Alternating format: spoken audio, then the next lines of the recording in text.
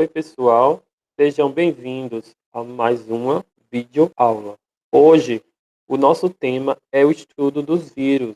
E quem vai estar falando para vocês sobre isso hoje sou eu, MacGyver, residente, e as residentes Rebeca e Samara. Os vírus, desde a história da humanidade, têm causado diversas epidemias e enfermidades, ou seja, também chamadas de doenças. Por isso, tem tido uma importância enorme no campo da ciência e na medicina, no diagnóstico, cura e no tratamento. Basicamente, os vírus do latim significam veneno. São partículas que começaram a sua atividade quando estão dentro de uma célula. Fora da célula, ela se cristaliza e perde a sua função. Por este motivo, precisam de seres vivos para se reproduzirem, pois são formados por uma cápsula proteica e um material genético, que pode ser de DNA ou de RNA. E a gente sabe que o DNA está presente em um nucleotídeo, como vocês viram no primeiro ano do ensino médio, que tem uma base nitrogenada de DNA ou de RNA, um radical fosfato e um açúcar, que pode ser ribose ou a desoxirribose. Se for ribose, é um RNA. E se for desoxirribose, é um DNA. Mas este assunto vocês devem ver lá na frente. Os vírus também possuem um tamanho que varia de 15 a 300 nanômetros e só podem ser visualizados em microscópio eletrônico e microscópio óptico. Uma infecção viral leva quase sempre a um aumento do trabalho da célula. Uma vez introduzida, assume a função de produzir cópias e clones de vários outros vírus e que isso leva à morte da célula, alterando as funções normais das células ou modificando seu trabalho. Dentre os vírus mais conhecidos, que são estudos de modelos das ciências, está no lado superior o vírus do tabaco, do lado direito o vírus, o iridovírus, como terceiro está o vírus da gripe e por último o bacteriófago. Eles podem utilizar bactérias, plantas e animais para se multiplicarem. Por isso, eles são muito específicos, entenderam? E o que são viroses? São as doenças mais conhecidas causadas por vírus, gripes, sarampo, catapora, varíola, AIDS e até poliomielite. Agora vocês ficam com a residente Samara. Bom, pessoal, agora tratando um pouco sobre as estruturas dos vírus, temos aqui um GIF que mostra que, em geral, eles apresentam o capsídeo, que é um envoltório que protege o material genético, podendo ser tanto DNA como RNA, e dessa forma, essas duas estruturas juntas, elas são chamadas de núcleo capsídeo. Alguns vírus, além do envoltório, eles possuem envelope viral, que é uma bicamada, ou seja, tem duas coberturas de proteínas. Por fim, toda essa junção do capsídeo, núcleo e a bicamada recebem o nome de vírion.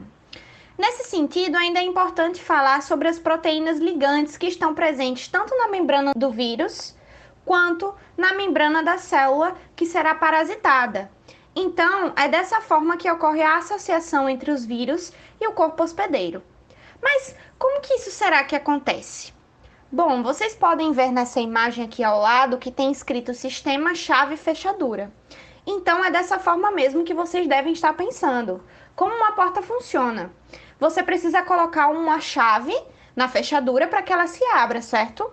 E não é qualquer chave que vai abrir essa porta, né? Ela precisa ser compatível com aquela fechadura, certo?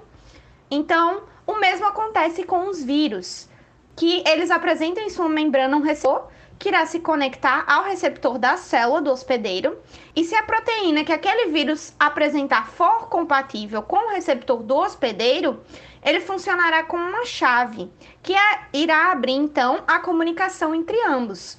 Então, nessa imagem aqui vocês podem ver que há essa relação de afinidade entre as proteínas, tanto dos vírus quanto do hospedeiro. Com relação à reprodução dos vírus, É importante a gente lembrar daquela aula sobre reinos dos seres vivos. Que vocês lembram que foi explicado o porquê dos vírus não pertencerem a um reino? Então, retomando o que foi dito naquela aula, precisamos lembrar que os vírus são parasitas intracelulares. Então, para se reproduzirem, eles precisam estar dentro da célula de um hospedeiro. Mas como será que esse processo ocorre? Então, aqui no GIF vocês podem ver como ocorre a reprodução do bacteriófago. É um tipo de vírus que ataca as bactérias.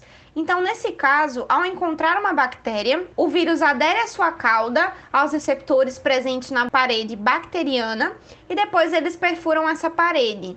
Assim que ele perfura, então ele vai injetar o seu DNA no citoplasma da bactéria. Quando ele já está dentro da célula, o DNA do vírus ele vai assumir o comando daquela célula, passando então a comandá-la e produzindo vários outros vírus. Então ele passa a mensagem através do seu material genético para que aquela célula ela produza outros vírus a seu favor. Então, após 30 minutos, a bactéria já está cheia de novos vírus. Ela se rompe e libera para fora da célula esses vírus para que eles possam infectar outras células que estão presentes ao redor, para que eles consigam retomar um novo ciclo e cada vez mais irem se propagando até tomar conta de todo o hospedeiro. Agora eu vou passar a palavra para a Rebeca, que ela vai falar um pouco sobre as doenças causadas por vírus. Então, galera, vou falar para vocês agora um pouco sobre vírus e doenças. Alguns vírus não duram muito tempo fora de seus hospedeiros e, por isso, sua transmissão requer um contato direto entre um portador e um novo hospedeiro. Um exemplo disso é o vírus causador da herpes, que atacam a pele e mucosas, sendo transmitido pelo contato físico entre duas pessoas. Outros vírus são transmitidos somente por secreções, como o caso do HIV, vírus causador da AIDS, presente em fluidos como esperma e o sangue. Aqui nessa imagem à direita, a gente vê algumas formas de como o vírus é propagado, que é através do sexo desprotegido, trabalhando em um hospital onde você pode ter contato com fluidos, utilizando drogas com seringas contaminadas, na transfusão de sangue, se você recebeu o sangue de uma pessoa que estava infectada, e durante a gestação, seja na gravidez, durante o parto ou na amamentação. Já o vírus da Covid-19, o SARS-CoV-2, ele é transmitido de uma pessoa infectada para outra, ou por contato próximo, por meio de toque, do aperto de mãos contaminadas, gotículas de salivas, espirros, tosse, catarro, objetos ou superfícies contaminadas, como celulares, mesas, talheres, maçanetas, brinquedos, teclados de computador e outros objetos. Mas então, como vamos combater os vírus? Até o momento, poucas drogas terapêuticas têm sido eficazes para combater os vírus. O combate mais efetivo é através da vacina. Vacinar é a melhor prevenção para evitar a infecção por vírus. Mas afinal, como essas vacinas são feitas? Explicando para vocês de um modo prático, inicialmente há um enfraquecimento do vírus, o vírus atenuado. Então é criada uma solução que, quando aplicada, estimulará a produção de anticorpos para combater aquele vírus. Essa solução é testada em animais e humanos.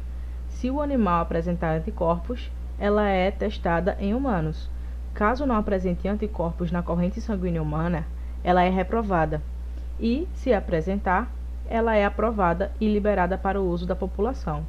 Lembrem-se, todas as vacinas passam por testes rigorosos, o que permite que tenham uma eficácia completa. Não deixem de se vacinar.